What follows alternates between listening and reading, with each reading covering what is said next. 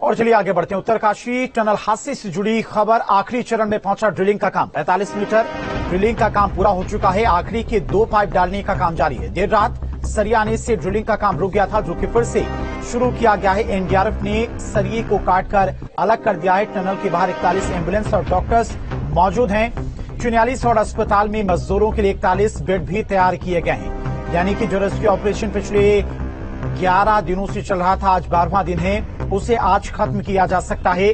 2 pipe और डालने हैं 6-6 मीटर के। 45 मीटर तक ड्रिलिंग का काम पूरा हो चुका है। रात में सरिया जाने के कारण ड्रिलिंग का काम रोकना पड़ा था, लेकिन अब फिर से ड्रिलिंग को शुरू कर दिया गया है और शाम 6 बजे तक यह ऑपरेशन पूरा हो सकता है। तो उत्तरकाशी टनल हादसे से जुड़ी बड़ी अपडेट, आखिरी चरण में पहुंचा ड्रिलिंग का काम। ये 6 तस्वीरें आपको दिखा रही हैं। सीएम ने हालात का जायजा लिया है। मुख्यमंत्री लगातार हर स्थिति पर अधिकारियों से बातचीत करते हुए नजर आ रहे हैं। आज केंद्रीय मंत्री जनरल वीके सिंह भी उत्तरकाशी पहुंचे थे, जहां पर उन्होंने रेस्क्यू ऑपरेशन में लगे हुए अधिकारियों से बातचीत की, हालात की जानकारी ली। कितना समय और लगेगा, इस बारे में भी उन्होंने जाना।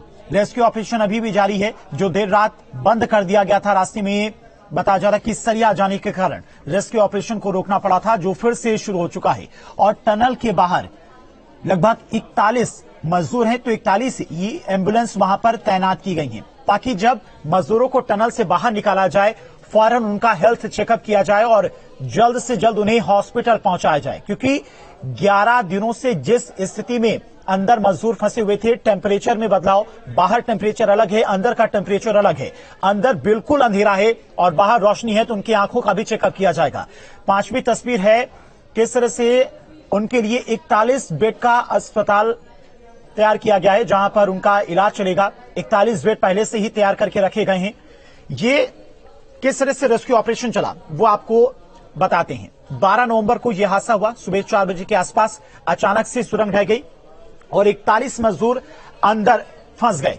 13 नवंबर को जब रेस्क्यू ऑपरेशन शुरू किया गया निकालने के लिए बाहर, उस दौरान भी जब मलबा हटाया जा रहा था, तो उस मलबे पर ऊपर से और अधिक मलबा आ जा रहा था, जिसकी वजह से अन्य विकल्पों पर काम शुरू किया गया। 14 नवंबर को रेस्क्यू का प्लान बनाया गया।